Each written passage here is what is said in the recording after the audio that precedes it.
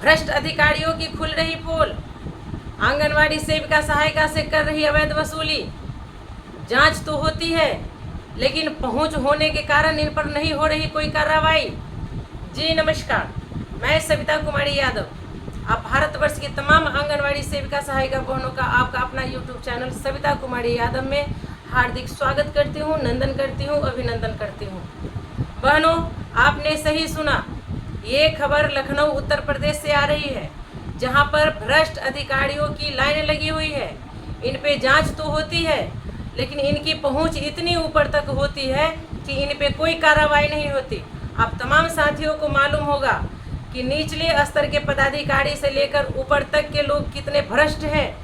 आंगनवाड़ी सेविकाओं से मोटी रकम की उगाही करवाते हैं और फिर बाद में आंगनवाड़ी सेविकाओं का ही गला पकड़ लेते हैं। हालांकि ये आंगनवाड़ी सेविका सहायिका बहनें जानते हुए भी बलि का बकरा बन रही हैं। ये अपने हक अधिकार के लिए नहीं लड़ेंगी, ये हमेशा नेताओं के बल पे चलती हैं। जो करेगा नेता करेंगे, जी नहीं, आपके ऊपर गलत हो रहा है। आपको पदाधिकारी परेशान कर रही है, आपसे मोटी रकम की उगाही कर रही है, तो आगे आपको ही आना पड़ेगा, आवाज़ आपको उठाना पड़ेगा, तभी आपके नेता आपके साथ होंगे, आपकी आवाज़ बनकर वो आगे आएंगे। जिसके शरीर में दर्द होगा तो रोएगा वही, तभी उसको घर वाले डॉक्टर के पास लेके जाएंगे।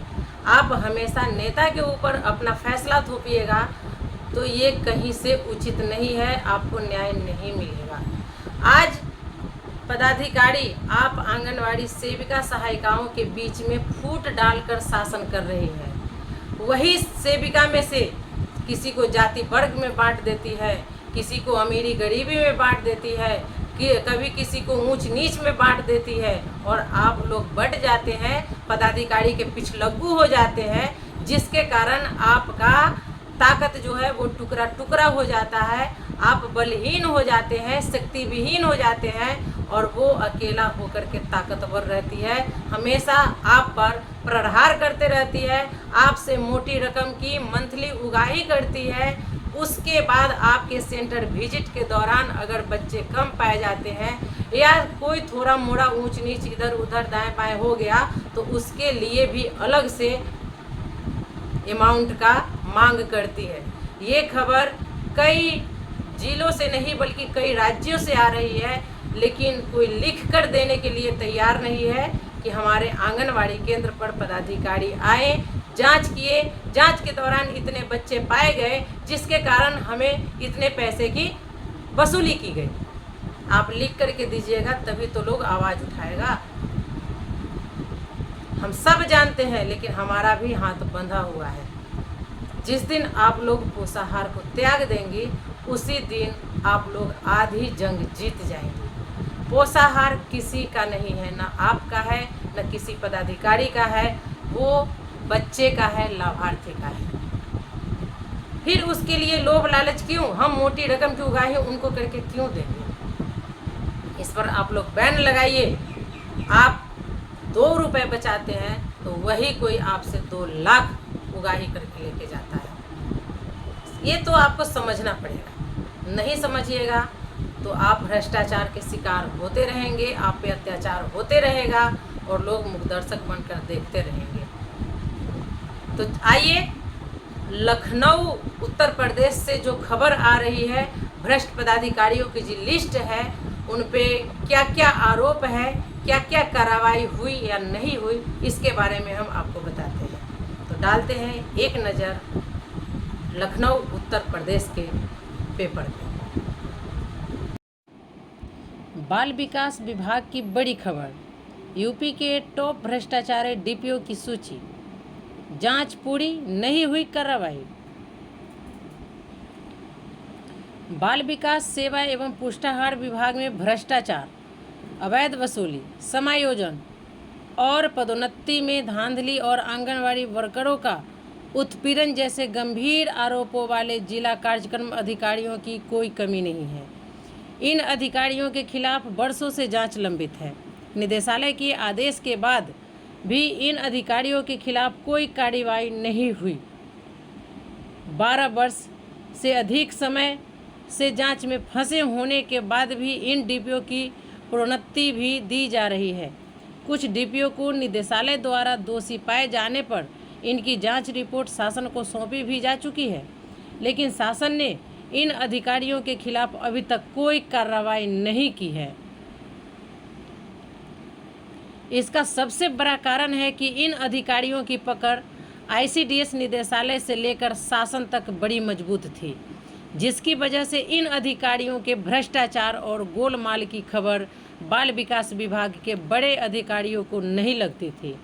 इन डीपीओ के कारनामे देखा जाए तो अपने विभाग के छोटे कर्मचारी और आंगनवाड़ी वर्करों से अवैध वसूली, महिला कर्मियों से छेड़छाड़, आंगनवाड़ी सहायिकाओं से प्रमोशन के नाम पर अवैध वसूली जैसे गंभीर आरोप होने के बावजूद इनके खिलाफ जांच होती है, लेकिन कार्रवाई नहीं होती। भ्रष्ट डीपीओ की बात करें तो लखनऊ के डीपीओ के खिलाफ पिछले सप्ताह भी जांच के आदेश हुए, जबकि पूर्व में कानपुर में तैनात रहे डीपीओ के खिलाफ मंडलायुक्त से जांच कराई गई थी, लेकिन इनकी जांच रिपोर्ट भी फाइल में बंद होकर रह गई।